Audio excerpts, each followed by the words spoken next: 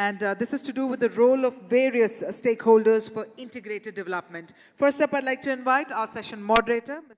Chaudhary, the Managing Director of Gazania Shelters. Now, joining him on the stage, he's got his army, his brigade of speakers. And I'd like to firstly invite Mr. Rajan Bandelkar, the Vice President of NAREDCO West Foundation. May I further invite Mr. Mahesh Mudda, the Managing Director and CEO of NCCCL India. May I also invite on stage Dr. Sukesh Zamwar, Managing Director of Buldhana Urban Bank. And may I please invite Mr. Rabindra Hazari, the Managing Partner of Rabindra Hazari Associates. Huge round of cheer, everyone. Let's welcome our panel members. And let's get another very interesting session started. I'm going to hand over the proceedings to Mr. Chaudhary. Over to you, sir. Thank you.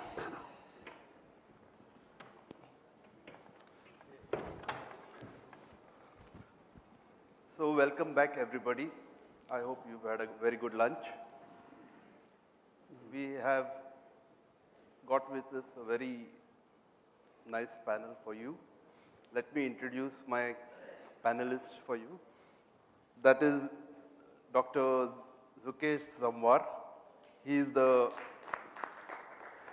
Managing Director of Buldhana Urban, which is the biggest multi-state, what do you call it? Society in Asia. What do you call it? Multi-state society in Asia. I have read your Marathi and I couldn't translate Patpedi into English. And now on my right is a very dynamic builder and in fact very famous. As you are aware, the CM also interacts with him very often. Rajan Bandelkar of Raunak Group and Vice President of NAREDCO. To my left is Mr. Mahesh Mudda, the Managing Director of New Consolidated Construction Company from Mumbai. And in the extreme left is my friend, Advocate Rabindra Hazari, Managing Partner of Rabindra Hazari and a very senior High Court advocate.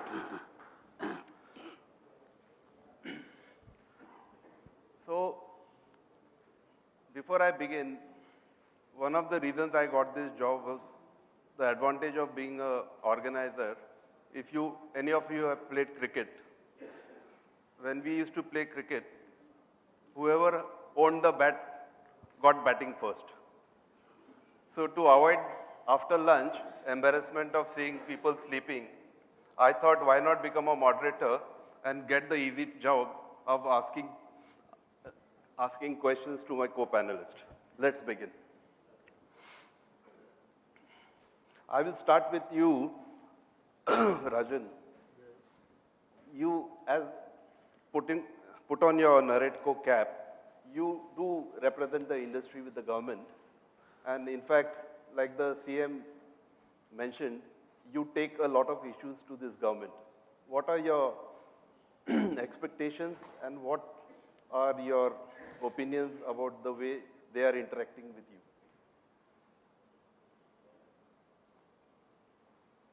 To this audience, I will tell you, we are very lucky and fortunate to have an excellent PM as well as excellent and energetic CM also. I think probably for the first time after independence, the political environment which is so positive, which was never ever before such environment was there. To be very precise, I will tell you earlier, if you tell anybody if you are a developer or a builder, rather than developer, people used to call us builder. The moment we tell builder, the people used to start laughing, yeah. I don't know for what reason, they had many thoughts in their minds. Previous CM, whoever was there, I will tell you, it was unseen, written on the wall, no entry for developers. It was like that. See, let me tell you very honestly. Today, when we tell roti, kapda and makan, see, we do one of the basic necessity of a human being. And I appreciate, I congratulate, I applaud our PM who has put in every Indian family's mind that they should own their house, which is really called a home. See, today everybody is staying somewhere or the other, but he has put into our mind a proper living, a proper habitable. Coming to the point, land use. The basic land use is the state government subject, which if you all yesterday must have heard, this CM, yesterday he told in front of all of us that he has cleared 70 development plans. Let me tell you, my dear friends, earlier the development plans were never cleared thinking that somebody would come and approach.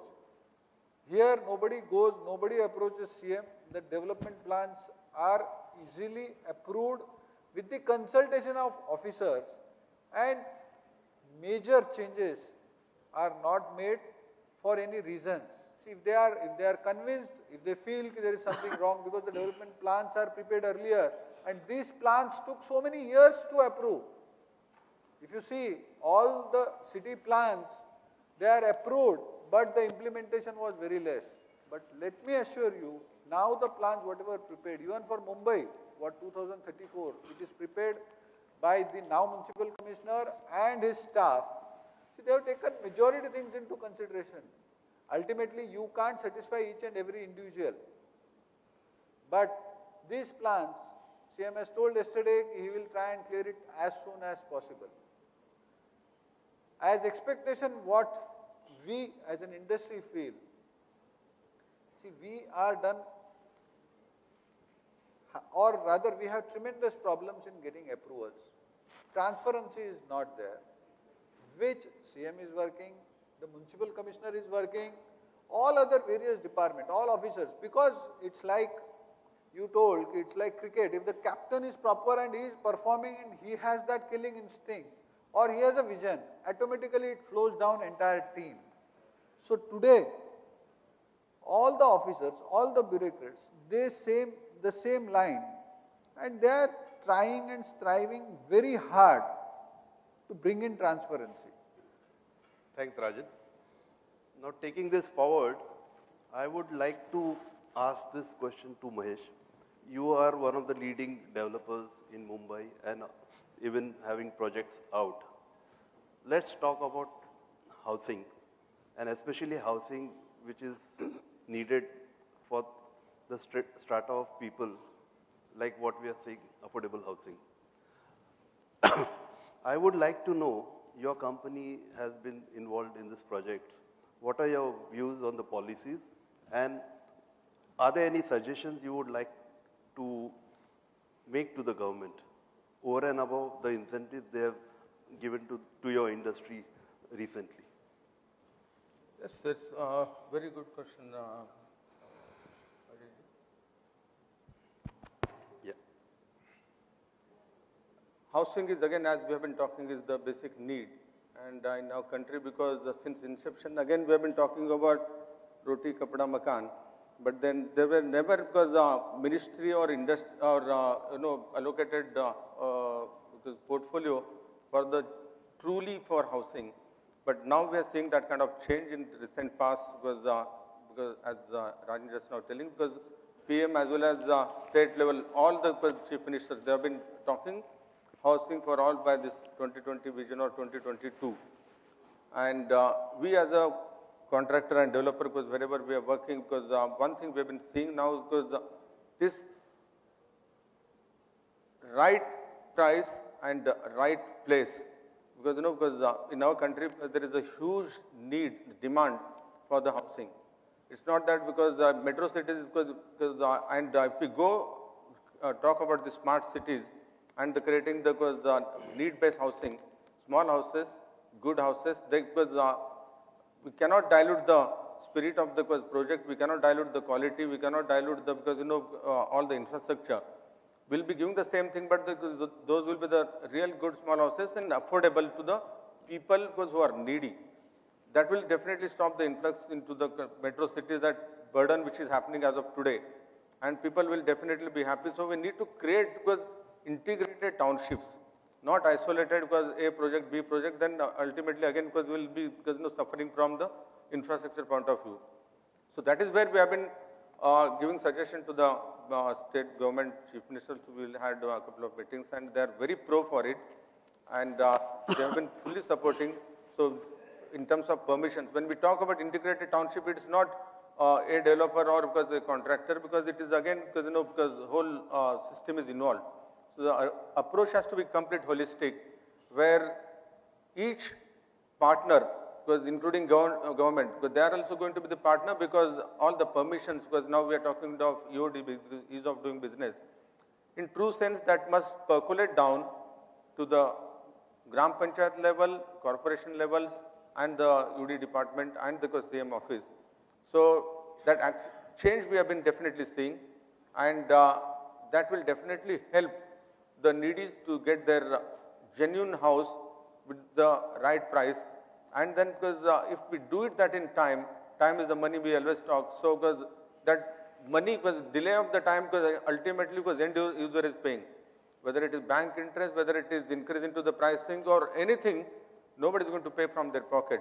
So end user is suffering. So to give him the real advantage, true sense, because because this one window what we are calling, because I hope that will happen soon. But UODB because is also because working good. So we have been seeing those changes definitely from the top, and because we always say any good or bad, it percolates from top to bottom. So those signals are good, and need based, because if we do this kind of small houses and good houses, because it will definitely help to the larger public, because which is today's suffering. So I think we are moving in the right direction, and this kind of forums, this kind of initiatives, this kind of educative, because sessions will definitely open up the eyes of with all the stakeholders who are involved into this, because it is a holistic approach, integrated system. So each one has to play their role, then only because end user will get the benefit. Thanks. I agree with you, but just a question that while we are getting rid of slums by creating affordable housing, don't you think we could find a solution that most of the quality as well as the way these buildings are an eyesore? I mean, I think, Rajan, we are, instead of horizontal, we are making vertical slums. I mean, most of us are aware that this is low-cost housing when you are passing by that road. Is there any suggestion from either of you to improve this? See, I will tell you, because in Mumbai, land is a scarcity. Land is a scarcity. So basic in Mumbai, you don't have any option other than going vertical. I agree, but if you go to Singapore or some other cities, I don't think as a tourist or as a business visitor, we can make out whether this is high income, low income, and at least the facades are such. Ajay, can I? Yes. Yeah. Because as a contractor, because I can definitely talk on this subject, I think there is solution. It's a attitude, it's a commitment. And there I think government and the involved agencies have to be very strict, because it's basically because the quality was it deteriorates only because when you are compromising. And if you have the strict norms laid down, and if there is any lapse into that, there has to be very severe action to be taken on these people who are involved into that. So any shortcut leads to, because quality, any compromise on the quality leads to because lower kind of quality what we are giving to the end user. So there, because laid down procedures are there, it is the basic scientific methodology, which you cannot take any shortcut. So if you put the laid down system, definitely you will get the good. You have to say something. Yes, I would like to say something here. Is that, when we talk of redevelopment and change of land use, we are talking of people who earn from redevelopment and people who suffer from redevelopment. So all these are stakeholders. And let's have a look as to whether all concerned parties are fairly represented or not. We have architects, we have builders, we have urban planners, we have landscape artists, and yes, we have lawyers like me all of us don't just have an altruistic interest in redevelopment, we are also all going to earn from it, let's face it. Now, who are the guys who are going to suffer? Look at this photograph at the back. Look at that cluster of shanties, your slums. Those slums are an eyesore. 70% of Bombay lives in decrepit chawls. These are your one-room tenements with no bathrooms. The bathrooms are at the end of the floor. They were constructed mostly more than 100 years ago. Now, all these areas are earmarked for destruction. You heard everybody say, how is your eastern waterfront going to be made into a dreamland? By removing the slums, by removing this housing. And where are you going to take these people? You know how many millions of people those are? Are you going to just collect them like litter and dump them on the far side of the moon? Because that is the attitude. Are you taking the slum dwellers account into consideration? Is there a single slum dweller, trade union worker, a mill worker who has been residing in these mill lands for more than 100 years? Their voice is never heard. So we are suffering from class arrogance if we think that we can allow redevelopment to take place at our profit and neglect and butcher the lives of those who are less privileged than us. Ravindra, if I may interrupt you. Yes.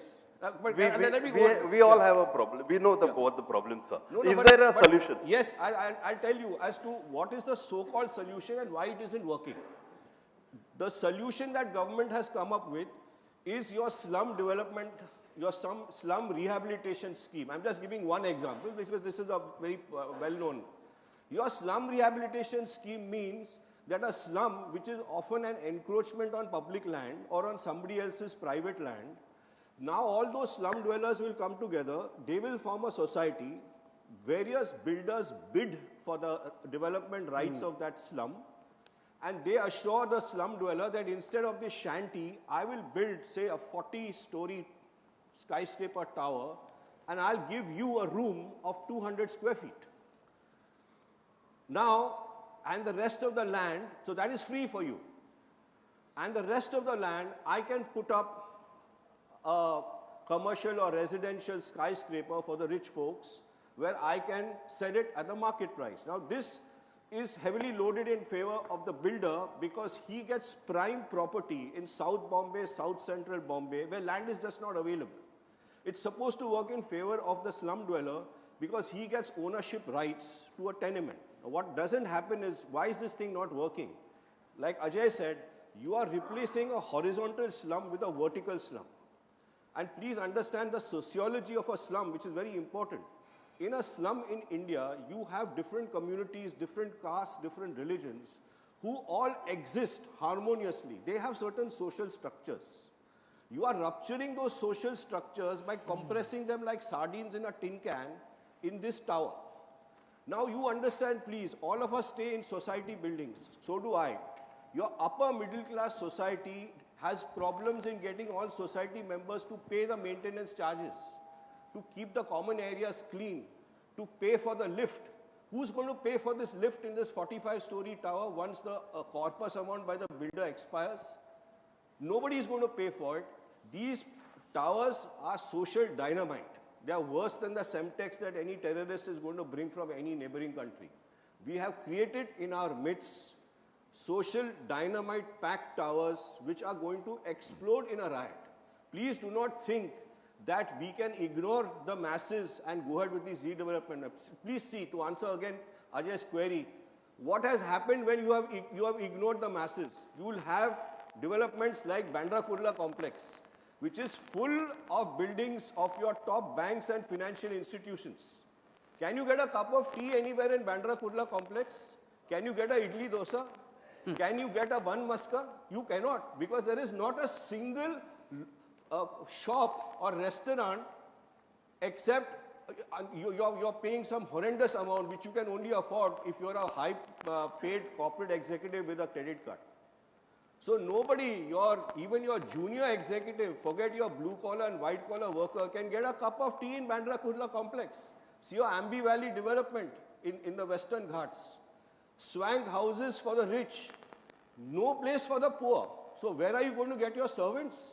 Every Indian middle class home requires servants. You can't get a servant in Ambi Valley. You can't run your home out there because there is no space for your lower middle class, forget your working class. So when we talk of redevelopment, let's be clear that redevelopment for whom and who's going to pay the social cost. Thanks, sir. Yeah. Dr. Sukesh, from the financial angle, can you take this forward of what he was saying? How would you like to respond? Yeah. I have one presentation to show you. Actually, I think since 1.5 days we are discussing regarding urbanization. But why it is happening, Mr. Mayank Gandhi yesterday asked and he told us that too much of the migration from the rural areas, semi-urban areas. And as a Buldhana urban CMD, we try to halt this in a way. We try to halt 1 million people. They are planning to migrate. We halt the migration, done the holistic development over there. And Michigan University has studied our case, and the per capita income of our 1 million members have been doubled than the GDP per capita for Indian. And also their migration has been halted. So can I show the presentation? Yeah.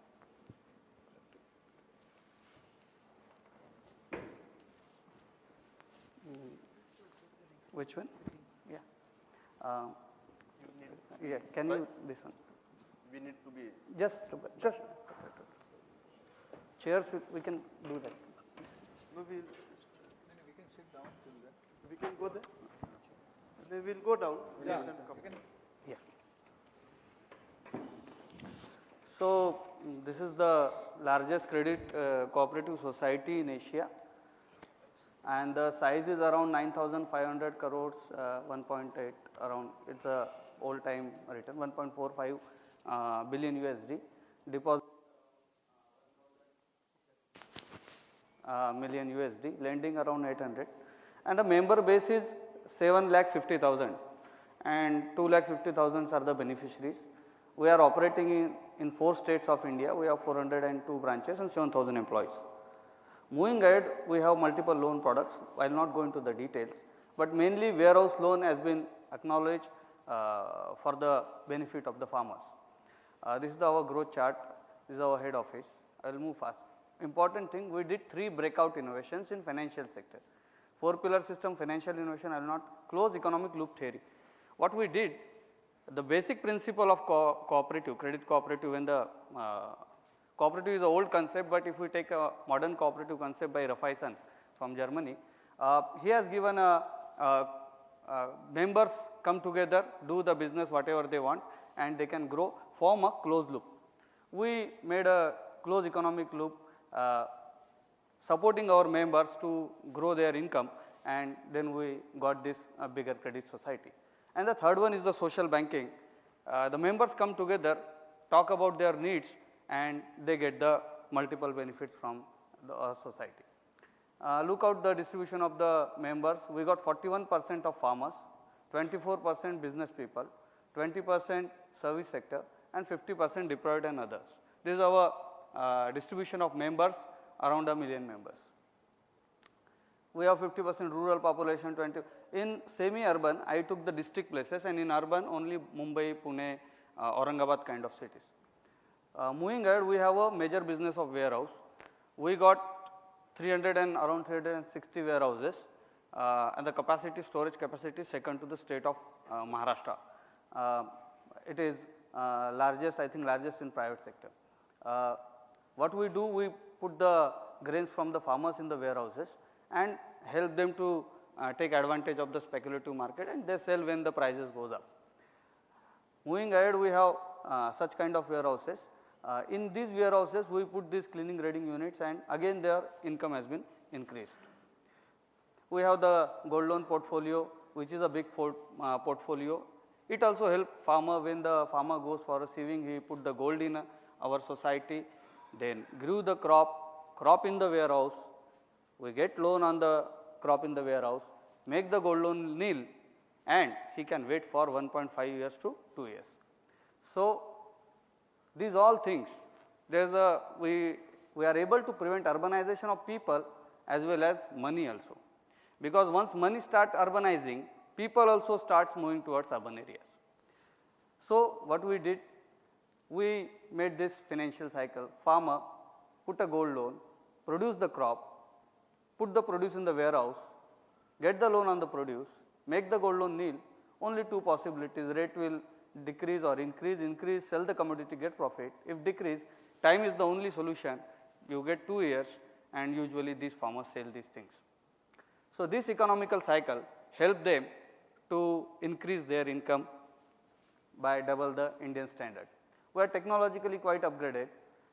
We have our own data center maintaining our local people ATM facilities, and this kind of banking facility also in the rural area we are able to provide. We make our employee as a partner, 10% of the profit to the employee, 7,000 employee we have, and as a cooperative principle, all members are the owners. Then the social banking, people's money should be utilized for well-being of people in some way. Profit has been shared with this social banking. We made around 10 subsidiaries. Out of 10, I will tell you, we did the social business. It is not totally the charitable one, and out of 10 subsidiaries, 8 are in profit. We have the schools of this kind in rural area. Our charitable trust is running this kind of school, 21,000 students, now there are 25,000 students getting world-class education in these schools. This kind of educational facility in the rural area. We have the ambulances, healthcare facility, and the most important, insurance facility. Rural area, very less penetration of insurance, and by giving insurance facility to the members, members get the insurance benefit and the support of the support to their family. Now, we have the, again we come to the concept of urbanization. Why people go to the urban areas? For earning, so we take care of that urban earning. For the students who needs education, so we take care of the schools, and their kids get the world-class education. Parents nowadays very conscious about the education of their students. So, to give them those world-class education, we provide the facility. Now, we have the hostels. We have hostel in Pune for their kids, one in Buldhana, and now, as we know, old age people are a lot more, so they need a shelter, so we build a old age home. Moving ahead, we are working on social infrastructure also. Why you go to the city? You got good luxury life, good roads, good hotels, everything will be there. So people start moving to these areas. What we did, promoting the scientific farming in that area. Farming is not a profitable venture earlier, but nowadays farming is quite profitable. What we did the collective farming. We bring all the farmers together as a cooperator, let them come together, share their resources, share their land, they can produce whatever they want and they can sell it. We build low cost houses. Now everybody is talking about high rises because you all live in Mumbai. I am from the central part of in Maharashtra. We build low cost houses for 3,000 members of this scale, but they are of that size. Collective farming I already told you. So, in building these low cost houses, many a time we done some tie up with government agencies, some nagarpalikas, some gram panchayat, we borrow them that money. Sometimes we ourselves, our subsidiary, one of the subsidiary build that, and I tell you, people are ready to pay actually. In rural area also, people are ready to pay. Moving ahead, we have adopted 120 villages because hub and spoke model we have created. One is the central hub where the Buldhana is situated. Buldhana population 1.5 lakh only, 150,000 population, and a spoke model where 120 villages are connected with the population of 2.5 lakh. So these villages we did with the Tata Trust and some of our other funding agencies. In these villages we built these kind of roads, simple roads, and with the in villages you will not able to see this kind of roads. We build this kind of road. School, world-class school with digital education facility, everything modern systems. We ourselves develop that digital education facility. These kind of schools are there, and farmers training and instrument center. Here we did the farmers training, and we have instruments lined up over there they can borrow, because small India land holding is 1.5 acre to 2 acre. Farmer keep his land in the society, then borrow money for tractor, and then he don't have anything to again resell. So we keep the instruments over there and we rent them. I will go fast. We have an innovative low cost textile mill. It's a world's first small scale textile mill from cotton to fabric, 3.5 crore only. Concept is 50 farmers come together, produce cotton, produce fabric over there, and a world class shirt we are producing at the rate of 300 rupees per shirt. We have other machines also for entrepreneurs. This is the government land. We build these small shops over there. Shop cost is only 100,000 rupees, and they are auctioning. Government is getting profit of 1.5 lakh. I asked them for only 100,000. That also giving me profit of around 10,000. Moving ahead, we did the cleaning. We have a water ATM facility. We build the toilets. We have the water ATM. We have 100 of water ATM, 100 water ATM, in which we give 15 liter of water in 5 rupees. This kind of, this is a half liter bottle. 1 liter bottle cost only 30 paise. So we did that water ATM also. Then the solar systems and all the things. Idea is helping the farmers. Farmers' income is increased. You can, the income comes to society. Society can go for other work. We build the road facility. We have the hotels. That is the amenities. That first I talked why they moved to the city. We created these amenities. And important thing is, I told you the village development of 15,000 people cost me only 5 crore 60 lakh rupees or 70 lakh rupees. 15,000 people getting benefit, getting housing, getting school, getting roads, getting drainage, getting lights, getting cleanliness, getting clean water, only at cost of 5.6 crore. $100 per person is the development cost, only $100. And in Mumbai, we can see in 5 crore, I don't know how many flats, but very little, 2-3 flats actually maximum. Then we did the water facility, as farming is the core area. We have the guest houses, religious places. These are for the members facility, Shirdi and other places. See, important, India is not clean. Yesterday everybody, this is my city. We take a contract. This is not we take a contract from the local municipal body. We did the lawning. You can see that the road has been built by us, small islands, cleaning facility. Every day we have a call center. You have some dirtiness in your place, you can call it, or a marriage, you can call it. Then brooming in the night. So we try to make the city as clean as possible. This is benefited, 40% of the disease has been eliminated. Water ATM facility. Then water conservation. We did lot of water conservation activity with the World Bank also, so that the agriculture income can be increased.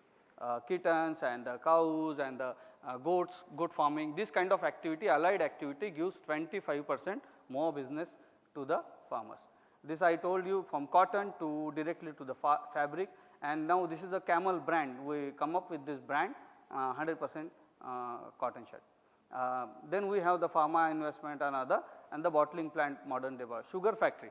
Sugar factories are there commonly in Maharashtra. They help, yes, finishing.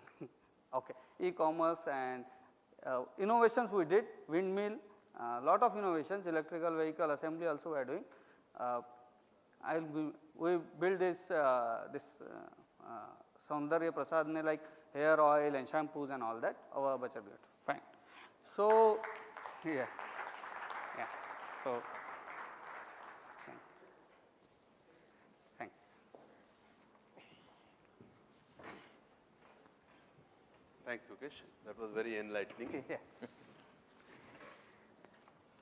Great, sir. Okay, thanks very much. I think you're right. What you have showed us is how to keep people happy in their places of residences, and don't give them the opportunities where they live. Then they don't need to come to places like Pune, Mumbai. Yes. Stop migration. Stop migration and you have solved the problem.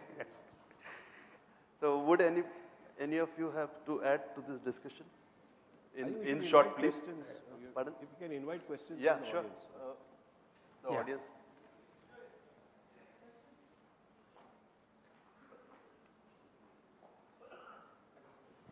Good afternoon. The model that was now shown was of a tier 2 type of a Yes. town. There is one more model called the Hirve Bazaar, which is an ideal model for villages. Yes. Two things which we are made in India, happening in India. Both have one thing in common is the community engagement. Unfortunately, urban cities do not have the communities engaged in creating their cities. I would like any of you all gentlemen over there, how do you engage on the philosophy, purpose, and passion to create a great cities, thereby creating a great nation, and throw some light on how that process can be initiated? Is it been initiated, or is there a lacuna or a divide and rule policy of the politicians to which we are falling prey? I think initially now we are working in the population of around town of 150,000 and a population hub and spoke model of around 5 lakh. We can do it in 10 lakh or up to 10 lakh population is fine. We can do it in a divided fashion. We can divide that town in 10 or 12 parts. Once we divide it, then we can engage the community. The most important thing is we should engage the local people what they want. We also tried it by learning error and error method. Sometimes we do something that is not actually necessary. So then we start engaging community, asking them what they want. In collective farming, we got a very good result about this. In community farming, initially we come up with we'll do soybean plantation. People are not ready. Then we do ask them what we want. So they say traditionally we are doing cotton farming. So okay. Then we provide them the cotton farming, the seeds, and then this factory come out. So this kind of, I think community engagement is the key. Divide it, but not on a large scale, it's not possible. Divide it in as many as parts possible, we can go to that solution. I will tell you the basic problem here is that, see, villages, the people know each other and they are born there, they are brought up there. But whenever you migrate to city, the people are majority of the people are migrated. And so oneness or whatever that atmosphere is required, that is lacking in the urbanized cities.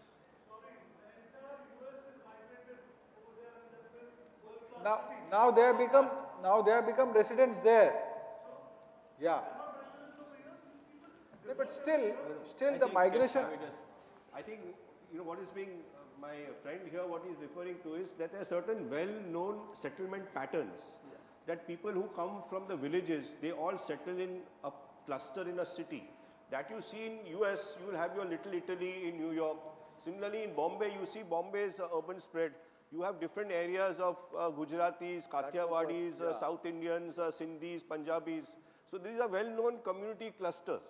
Now what happens is, like when you create a vertical slum out of a horizontal slum, you are rupturing many of these traditional hierarchies and settlement patterns. And that is a source of great social unrest, which I as a lawyer, I'm already seeing in the kind of cases that are coming up from these areas. So one of the things which I often recommend to people who are going through a slum resettlement thing is that the problem is that our contract assumes equal parties. Now, a builder on the one side and a bunch of slum dwellers on the other side are not equal. The slum dweller doesn't want to pay for his lawyer and for an architect. So what happens? He accepts the builder's architect and the builder's lawyer as his own. You be the architect and lawyer for both. Now, a lawyer cannot serve two masters. I, as a lawyer, can do a very good job for a builder or for a slum dweller. I'm sorry, I can't do it for both. It's a straight conflict of interest. And because the slum dweller is usually not paying for his own architect and lawyer, he's getting gypped. You're accepting a bunch of checks from a builder which are all bouncing. It's not supported by a bank guarantee. They never thought that a bunch of checks should be supported by a bank guarantee. Today, the national sport of India is not cricket, it is check bouncing. So all our criminal codes. Yeah, I would like to make a comment on this. Sir, 1 second. Sir, we have room for one question. Would that be okay, sir? We'll just take one last question. Yes, sir. So I would like to make a comment on the issue as raised. What we really have the problem is that for these large cities like Mumbai or even Tier 2, we do not have an elected executive head of the city. The problem is of governance. Who is governing Mumbai? Nobody. Municipal commissioner who gets transferred. And these councillors, do they have any vision? No. You need an executive head of the government who will be directly elected, who will have freedom to induct the best talent in his team. Then only the governance in our city will improve. These large cities, they really say New York. I have stayed in New York. See, the mayor of New York, he is responsible. He delivers it. This is our big problem, unless we change this political system. What you said is very correct. I was discussing with the minister yesterday that the problem, I was telling the Shiv Sena minister who was here in the afternoon that... Yes, sir. This is sir. Yeah. So I was mentioning him, like the problem today, we want to create world-class infrastructure for Mumbai, but the problem appears to be that local councillor is more worried about giving water connection to his constituents, maybe building a toilet. So nobody ever thinks, how does the fellow from Andheri comes to Kolaba? So the planning is very haywire, their priorities are different. Hence, we don't need councillors telling the urban planners what is important.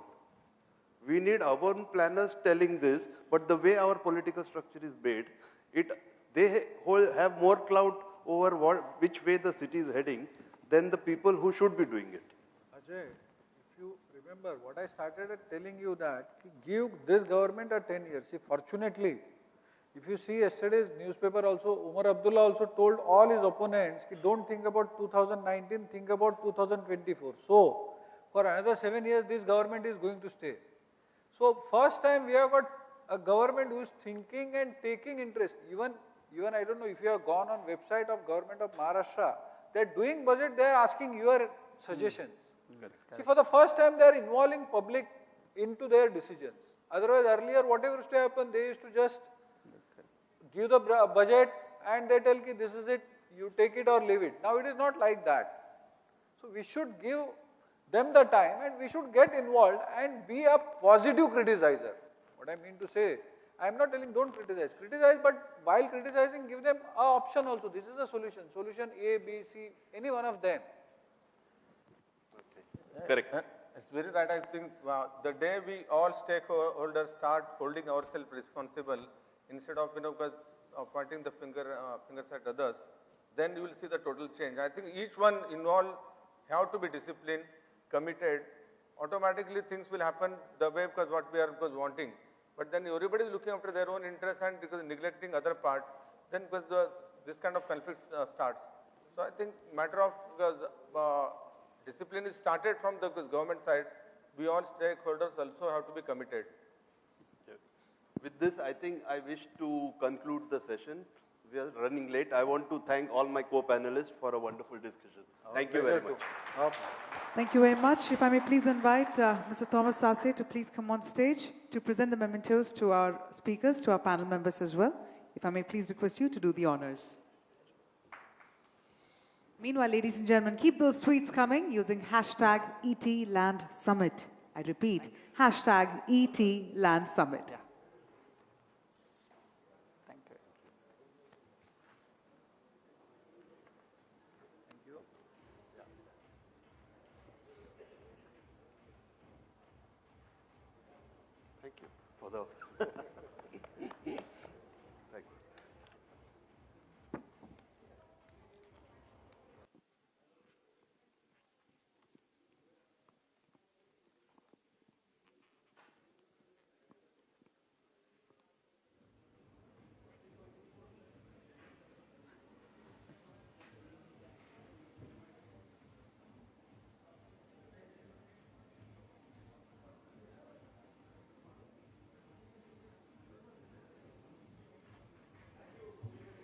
Thank you once again to our fantastic panel members.